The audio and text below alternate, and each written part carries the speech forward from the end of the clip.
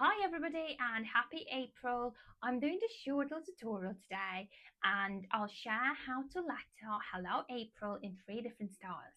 I truly love creating different style exercises and teaching my students and my members how to letter in different styles because it just builds your pen control. It helps you learn how to truly control the tools you're using and adjust and experiment and apply stylistic tweaks to either stretch your letters, control the spacing, make them look balanced or bouncy. It's such a powerful skill to be able to do that. So, imagining something in your head and then being able to bring that particular style to life is just a wonderful skill, and it will boost your confidence and it also expands your style library so you can apply these stylistic tweaks to many more projects in the future. So in this short lesson, I'll demonstrate three different styles and then I'll kind of break it down a little bit and we'll practice it together. I'll share those stylistic tweaks that can help you achieve these particular styles.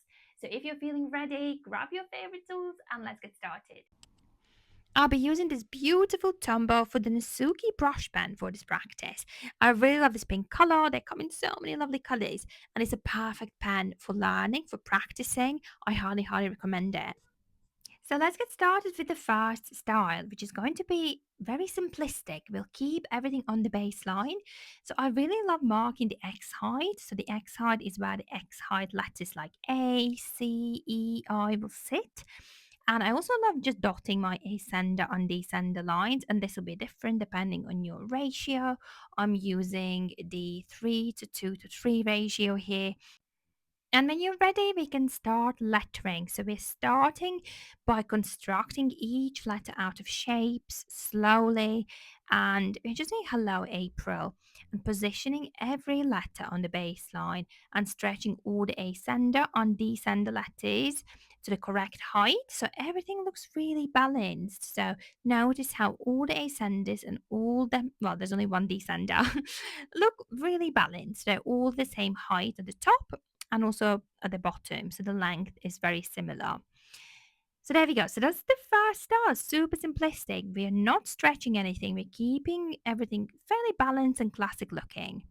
Now the second star is going to be different. So notice how the bottoms of the letter are much sharper and we are bouncing our letters. I love bouncing calligraphy.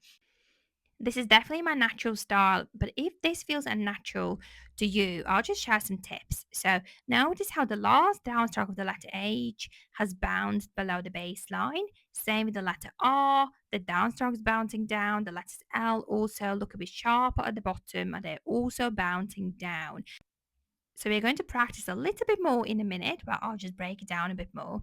But let's try the third style, which is somewhere in between, I want to say. So this style is definitely a little bit smaller in a way, as in it's definitely wider, but it's not as tall. So I'm imagining I'm kind of like squishing all the letters. You can see that the letter E is really small. So we're playing with the size of the letters a little bit more.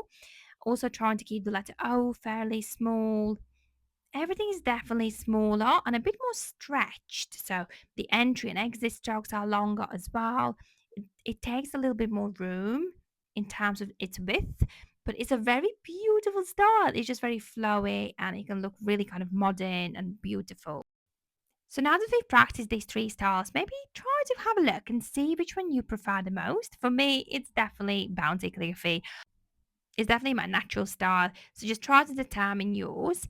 And we're just going to go into each of these a little bit deeper and I'll just share a few tips. So the first style. So try to always finish your letters in a U shape. So we're just going to try these particular letters. So the letter H. And notice that when I'm finishing the letter, I'm kind of forming a U shape at the end, which is very balanced, very open, and you can make it as wide or as narrow as you like. You can control your spacing by making the U shape a little bit more narrow or a little bit more wide. So all of these letters kind of finish similarly with this really kind of round bottom of the letter.